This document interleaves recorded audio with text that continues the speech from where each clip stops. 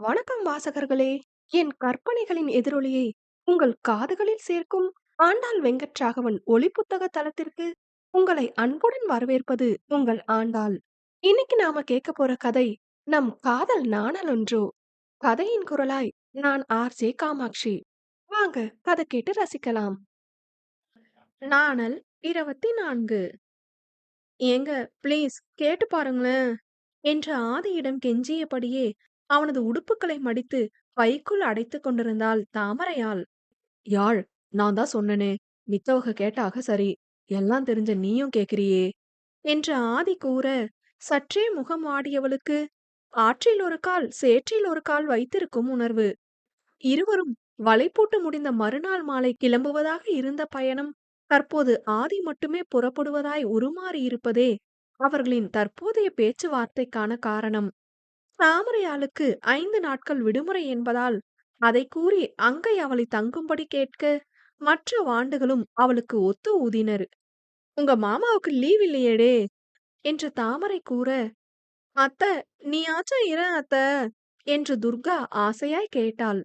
தாமரையாளுக்கு என்ன பதிலாற்றுவது என்று குழப்பமாய் இருக்க, உனக்கு லீவு தானே யாழ், நீ வேணும்னா இருந்துட்டு வா என்று ஆதி கூறினான். அவனுக்கும் அவளை விட்டு செல்வது அத்தனை ஓப்பான செயலில்லைதான் என்றாலும், அங்கு அவள் தான் இல்லாத நேரம் தனியே இருப்பதற்கு இங்கு இருந்துவிட்டு வருவது அவளுக்கும் பிடித்தமாக அமையுமே என்று யோசித்து கூறினான். இல்லங்க, உங்களுக்கு லீவ் இல்லையே என்ற அப்போதும் அவனையும் இங்கு இருக்க வைக்க இயலுமா என்ற யோசனையோடே அவள் பேச, மாமாவுக்கு தானே ஐத்த லீவ் இல்ல, உனக்கு லீவு தானே, அவங்க கிளம்பட்டும், நீ இரேன் என்று காயத்ரி கூறினாள். அப்போ உங்க ஐத்த மட்டும் போதும் உனக்கு என்று ஆதி பொய்க்கோபம் கொண்டு வினவ, மாமா, ஐத்த லீவ் இல்லாம இருந்து உங்களுக்கு லீவுன்னு வந்தாலும் நான் இதத்தான் உங்ககிட்ட சொல்லியிருப்பேன்.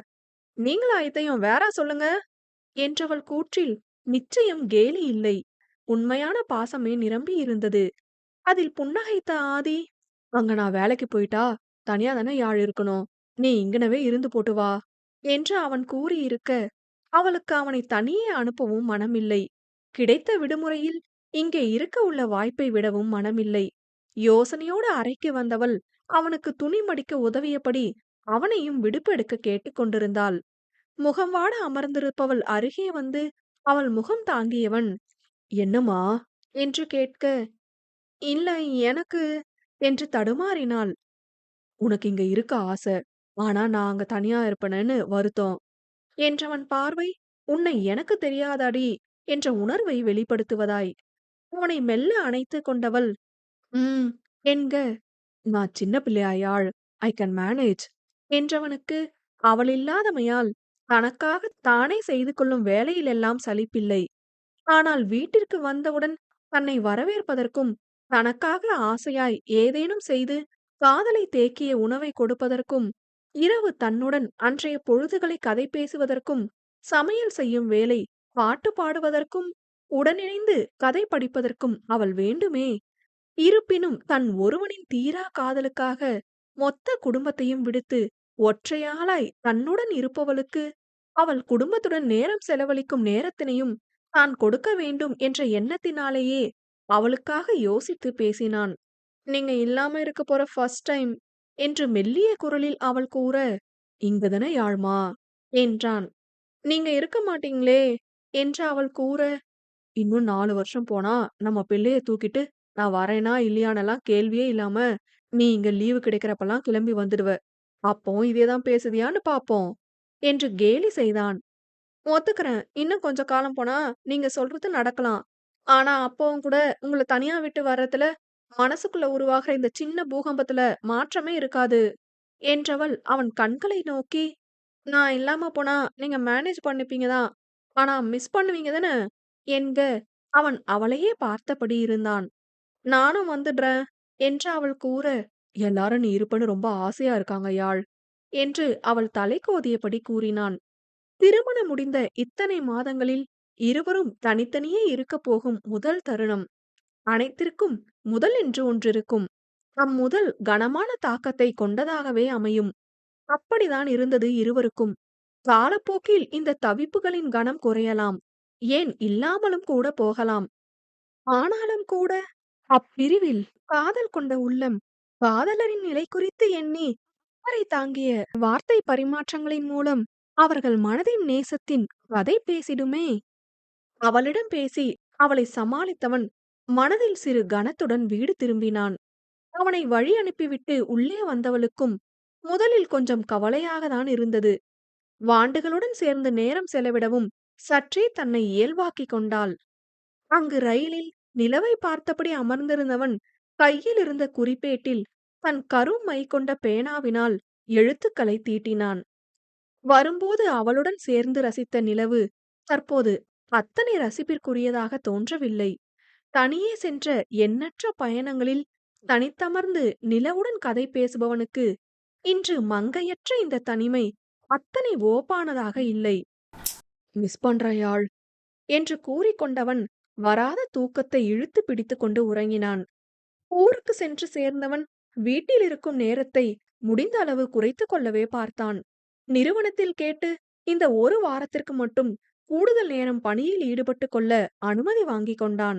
இரவு உறங்க மட்டுமே வீட்டிற்கு வருவதைப் போன்றிருந்த போதும் அந்த இரவுமே அவள் இல்லாது கசப்பாகத்தான் இருந்தது அவனுக்கு. அன்று காலை உணவை சமைத்துக் கொண்டவன் அலைபேசியில் இணைய காணொளிகளை பார்த்தபடி உண்டு கொண்டிருந்தான்.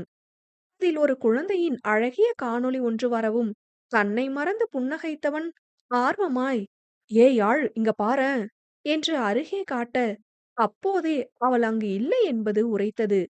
நொடியில் அவன் முகம் சோகம் கொண்ட சிறு பிள்ளையின் முகமாய் மாறிப்போக அவன் அலைபேசி சினுங்கியது. தன்னவனின் வாட்டம் அத்தனை தொலைவில் இருந்த பாவையும் உணர்ந்தாளோ என்னவோ காணொளி அழைப்பு விடுத்திருந்தாள். அலைபேசியை பார்த்தவன் முகம் வாட்டத்தையும் தாண்டி ஒளி பெற்றதாய் மின்னியது. அழைப்பை ஏற்றவன் திரையில் தெரியும் அவள் முகம் காண சிறு புன்னகை அவன் இதழில் கீற்றாய் தோன்றியது. கூந்தல் கலைந்து தோகையாய் அவள் தோள்களில் ஆடிக்கொண்டிருக்க முந்தைய நாள் அவள் தீட்டிய மை கன்னம் வரை வடிந்து கிடந்தது. குங்குமம் நெற்றியை அலங்கோலமாக்கியிருக்க தூக்கம் கலையாத விழிகளோடு புன்னகையாக அவனை பார்த்து குட் மார்னிங் என்று கொட்டாவி விட்டபடி கூறினாள். அதில் சிரித்து கொண்ட ஆதி, குட் மார்னிங் சொல்ற நேரமா இது என்று கேட்க, நைட்டு வாண்டுங்களோட செம்ம அரட்டங்க, தூங்கவே நேரமாச்சுது, அதான் நல்லா உறங்கிட்டேன், எனக்கு இங்கன வேற வேலை என்ன இருக்குது, உறங்க உங்க தான் செய்தேன் என்றாள். மீண்டும் சிரித்து கொண்டவன் அவளையே நோக்க பாவை அவனுடன் கதை பேசிக் கொண்டே இருந்தாள். அவள் பேசுவதை கேட்டபடியே உண்டு முடித்து அனைத்தையும் எடுத்து வைத்துக் கொண்டவன் அவள் பேசிக் கொண்டிருக்கும் போதே லவ் யூ யாழ் என்று கூறினான்.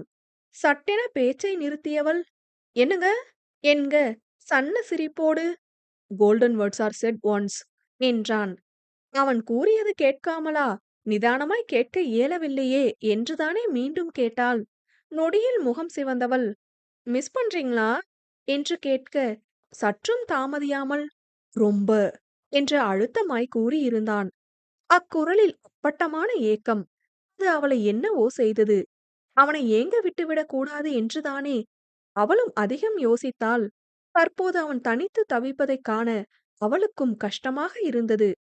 அவளது சுருங்கிய முகம் கண்டவன், அப்படின்னு சொல்லதான் ஆசை, ஆனா இந்த வீக் ஒர்க் ப்ரெஷர்ல எனக்கு வீட்டுக்கு வரவே டைம் இல்லடா என்று பேச்சை மாற்ற, உன்னை நான் அறிவேன் என்பதாய் ஒரு பார்வை பார்த்தவள், ஓ என்றாள். ம், நேரமாச்சே, நீ போலனா உன் அண்ணா சாப்பிடாம பட்னி கிடப்பாங்கடி என்று அவன் அவளுக்கு நினைவூட்ட, ம் ஆமாங்க, லேட் ஆச்சு என்று சுரத்தையே இல்லாத குரலில் கூறியவள், லவ் யூ ஈஸ்வர் மாமா, பாய் என்றதோடு அழைப்பை துண்டித்து விட்டாள். கிளம்பி தயாரானவன் அவள் அழைப்பை துண்டித்ததும் அப்படியே நீள்விருக்கையில் அமர்ந்து விட்டான். எதுக்காதி இவ்ளோ ஃபீலிங்ஸ், இன்னும் 2 நாள்ல வந்துட போறா என மனதை தேற்றிக் கொண்டான். தன் முகத்தை அழுந்து தேய்த்து கொண்டவன் வேலைக்கு புறப்பட்டு செல்ல, அங்கே கட்டிலில் தோய்ந்து படுத்திருந்தவளுக்கு எழுந்து தயாராகவே தோன்றவில்லை. அவனைப் போல் அனுதினமும் அவனுக்காக அவள் ஏங்கவில்லைதான். அவள் குடும்பத்துடன் நேரம் செலவிடுவதால் அவளுக்கு அந்த நாட்கள் அருமையாகவே சென்றது. ஆனாலும் எத்தனை பேர் உடனிருந்தாலும் காதல் கொண்டவனின் இன்மை மனதில் எரிந்து கொண்டுதானே இருக்கும். பாவம், ரொம்ப மிஸ் பண்றாக என்று எண்ணிக்கொண்டவள் மணி 9 ஆனதை கடிகார ஒலி உணர்த்தியதால்தான் எழுந்து குளிக்க சென்றாள். அங்கு வேலைக்கு சென்றவன் அலைபேசி மீண்டும் ஒலிக்க, அலைபேசியை எடுத்து பார்த்தவன் முகம் சற்றே மலர்ந்தது. அழைப்பை ஏற்றவன், "சொல்லுடே" என்க, "ஆதி எப்புட்றா இருக்க?" என்று கேட்டது அக்னி இல்லாது வேறு யாராக இருந்திட இயலும்? "இருக்கண்டே" என்று ஆதி கூற, "எப்போதும் உங்க அம்மா புண்ணியத்துல நல்லா இருக்கண்டே" என்பவன் வசனம் மாறியதில் குழம்பியவன், பின்பே தாமரையால் அவனுடன் இல்லை என்பதை உரைக்கப் பெற்றான். "அடடே! யாரோ எங்க அம்மாய மிஸ் பண்றாங்க போலயே" என்று அக்னி கேட்க, "ரொம்ப தேடுதுடே. எனக்கு கட்டி கொடுத்த வாட்டி எப்படிதான் அவ இல்லாது இருந்தீங்களோ" என்று கூறினான். "எங்க அம்மா மகிமடை அது. அவ இல்லாத வீடே வெறும் கல்லும் மண்ணுதான்" என்று உணர்ந்து கூறிய அக்னி, "வர சொல்ல வேண்டியதானே" என்று கேட்க, "பாவம்டே, இங்கன வந்து தனியா தானே இருக்கணும். அங்கன எல்லாரோடையும் இருந்து போட்டு வரட்டுமேன்னு விட்டேன். என்னால தான் இருக்க முடியல" என்று ஏக்கம் வழியும் குரலில் கூறினான். "அடடே! குடும்பஸ்தனானா இப்படியெல்லாம் வேற ஃபீல் பண்ணுவாய்ங்களா?" என்று அக்னி கேட்க, "நேசம் இருந்தா இதெல்லாம் கண்டிப்பா வரும்டே" என்று ஆதி உளமாற கூறினான். "எப்ப வருவா எங்க அம்மா?" என்று அக்னி கேட்க, "ம் இன்னும் 2 நா கெடக்கு" என்று ஆதி கூறினான். "சரிடே வெசனப்படாத வந்துப்புடுவா" என்ற அக்னி அவனுடன் சில நிமிடங்கள் அளவளாவி விட்டு வைத்தான். "என்ன யாழ் என்ன இப்படி மந்திரிச்சு வச்சிருக்க? கொல்றடி.